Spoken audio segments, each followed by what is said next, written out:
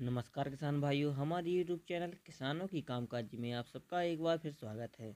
तो आज हम बात करने वाले हैं आलू की फसल को पाले से कैसे बचाएं और झुलसा रोग को कंट्रोल करने के लिए किन किन दो दवाओं का हमें स्प्रे करना है आलू की फसल में, जिससे हमारी आलू की फसल झुलसा रोग से कंट्रोल हो जाए और पाले से किसान भाइयों कैसे बचाया जाए।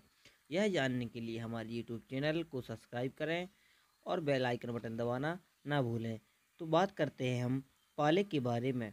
तो किसान भाइयों, आज की तारीख में 7 जनवरी जो शीतलहर चल रही है, जो आलू की फसल में खतरनाक साबित हो सकती है और थोड़ी थोड़ी बारिश भी किसान भाइयों हो रही है और पाला भी फसलों पर देखने को मिल रहा है।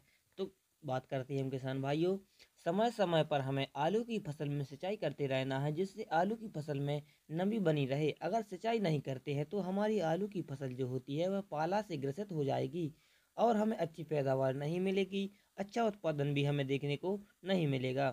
हमें समय समय पर सिंचाई करते रहना है आलू की फसल में। बात करें कि हमें कितने दिन में सिंचाई करनी है, तो हम 7 या 8 अधिकतम 10 दिन के अंतर से पानी हमें अपनी फसल में देते रहना है, ताकि नमी बनी रहे एवं पालिश से सुरक्षित हमारी फसल हो सके। इसलिए हल्की हमें सिंचाई करते रहना है। और साथ में हम बात करते हैं फफूंद के बारे में। तो फफूंद जो होती है वह 10 से 15 दिन के अंतर से हमें स्प्रे का छिड़काव करते रहना है और पाले से सुरक्षित हमें अपनी फसल को रखना है।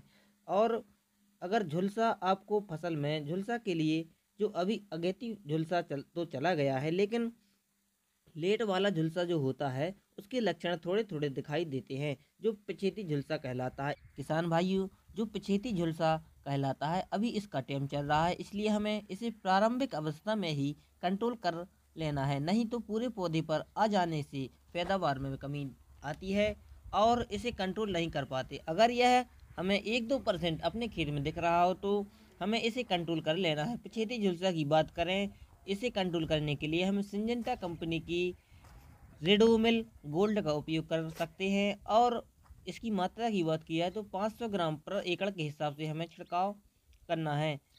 अगर टाटा कंपनी की ताकत नाम की जो दवाई होती है वो हम उसका भी उपयोग कर सकते हैं, वह 250 से 300 ग्राम के हिसाब से हमें छिड़काव करना है।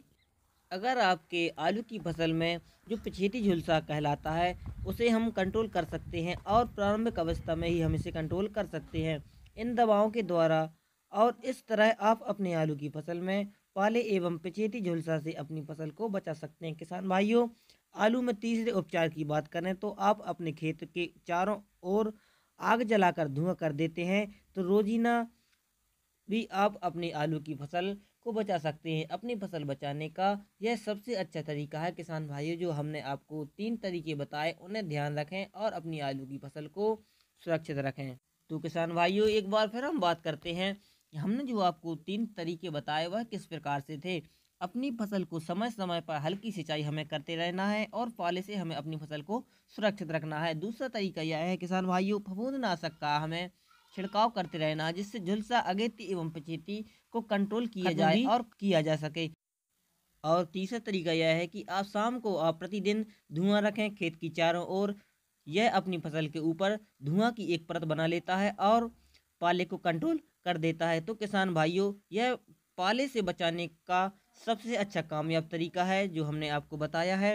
और किसान भाइयों, यह जो हमने आपको 3 तरीके बताए हैं, आप यह 3 तरीके अपनाएं और अपनी फसल को सुरक्षित रखें। आपसे आशा करते हैं हम कि जो हमने आपको जानकारी दी है वह अगर हम अच्छे से जानकारी दे पाए हों तो हमारी वीडियो को लाइक शेयर कमेंट करें, और अगर आप चैनल पर नए हैं तो चैनल को सब्सक्राइब करें। धन्यवाद।